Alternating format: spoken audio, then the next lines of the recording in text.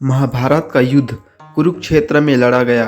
कुरुक्षेत्र में युद्ध लड़े जाने का फैसला भगवान श्री कृष्ण का था, लेकिन उन्होंने कुरुक्षेत्र को ही महाभारत युद्ध के लिए क्यों चुना, इसकी कहानी कुछ इस प्रकार है। जब महाभारत युद्ध होने का निश्चय हो गया तो इसके लिए जमीन तलाश की जाने लगी।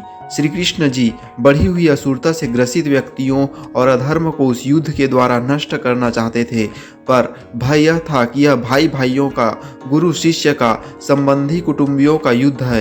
एक दूसरे को मरते देखकर कहीं संधि न कर बैठे, इसलिए ऐसी भूमि युद्ध के लिए चुननी चाहिए जहां क्रोध और द्वेष के संस्कार पर्याप्त मात्रा में हो। उन्होंने अनेकों दूत अनेकों दिशाओं में भेजे कि वहां की घटनाओं का वर्णन आकर उन्हें सुनाएं। एक दूत ने सुनाया कि कुरुक्षेत्र नामक जगह बड़े भाई ने छोटे भाई को खेत की मेड़ से बहते हुए वर्षा के पानी को रोकने के लिए कहा, पर उसने स्पष्ट इनकार कर दिया और उलाहना देते हुए कहा, तू ही क्यों न बंद कर आवे, मैं कोई तेरा गुलाम हूँ। इस पर बड़ा भाई आग बबूला हो गया। उसने छोटे भाई को छुरे से गोद डाला, उसकी लाश को पैर पकड़कर घसीटता हुआ उस मेड़ के पास ले गया और जहाँ से पानी निकल रहा था वहाँ उस लाश को पैर से कुचलकर मिट्टी की तरह लगा दिया। इस निशंसता को सुनकर श्री कृष्ण ने निश्चय किया कि यह भूमि भाई भाई के युद्ध के लिए उपयुक्त है। यहाँ पहुँचते पर उनके मस्तिष्क पर जो प्रभाव पड़ेगा उससे परस्पर प्रेम उत्पन्न होने या संधि चर्चा चलने की संभावना न रहेगी। इस तरह भगवान श्री कृष्ण ने कुरुक्षेत्र के स्थान को उपयुक्त समझा। महाभारत की यह कथा इंगित करती है कि शुभ और अशुभ विचारों एवं कर्मों के संस्कार भूमि में देर तक समाये रहते हैं, इसलिए ऐसी भूमि में ही निवास करना चाहिए जहां शुभ विचारों और शुभ कार्यों का समावेश रहा हो। हम आपको ऐसी ही कुरुक्षेत्र की एक कहानी और सुनाते हैं जो कि श्रवण कुमार के जीवन से संबंधित है। श्रवण कुमार के बारे में आप सभी जानते ही हैं कि कैसे वे माता पिता की सेवा पूरी तत्परता से करते, किसी प्रकार का कष्ट न होने देते।